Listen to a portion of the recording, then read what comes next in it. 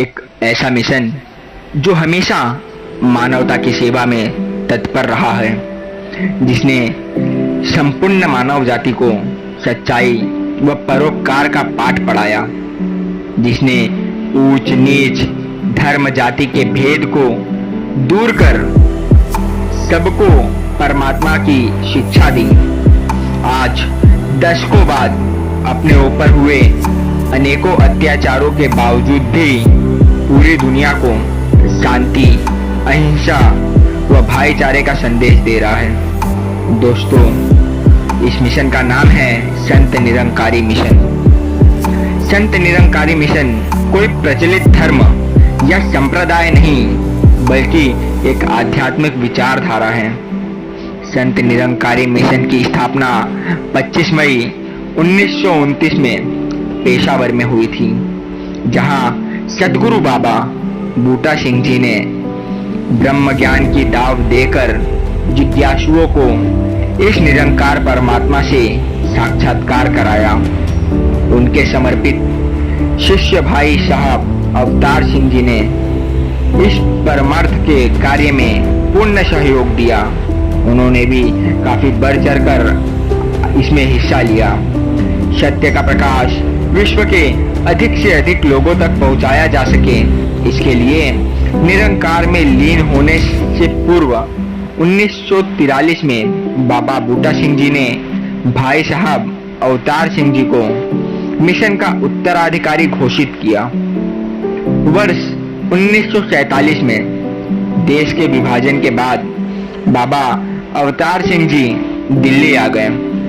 वर्ष 1962 में बाबा अवतार सिंह जी ने मिशन की बागडोर बाबा गुरुवचन सिंह जी को सौंप दी और स्वयं गुरु सिख बनकर एक अनूठी मिसाल कायम की। न केवल भारत में बल्कि कई अन्य देशों में भी बाबा गुरुवचन सिंह जी ने सत्य के संदेश को फैलाने में दिन रात एक कर दिया और इस मार्ग में आई सभी बाधाओं का भी सामना किया।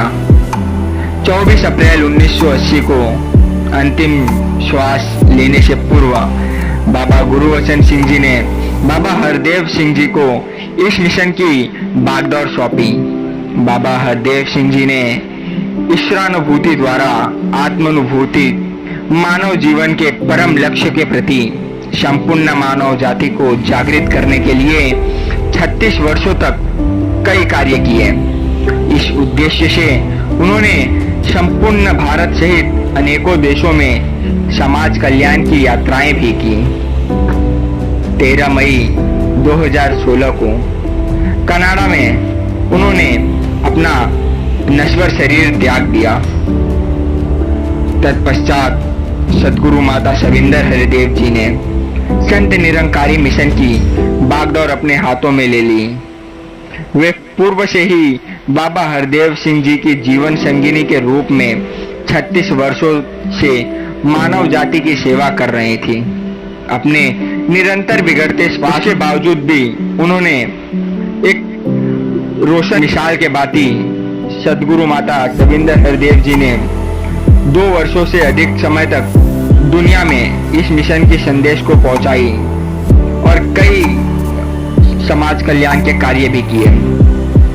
अपने निरंतर बिगड़ते स्वास्थ्य को ध्यान रखते हुए उन्होंने जुलाई 2018 में बहन सुदीक्षा जी को संत निरंकारी मिशन की बागडोर सौंपने की घोषणा की। तत्पश्चात सद्गुरु माता सुदीक्षा जी महाराज मानव मात्र में विद्वान आध्यात्मिक शक्ति को जगाने की दिशा में अपने जीवन का हर पल समर्पित कर दिया है।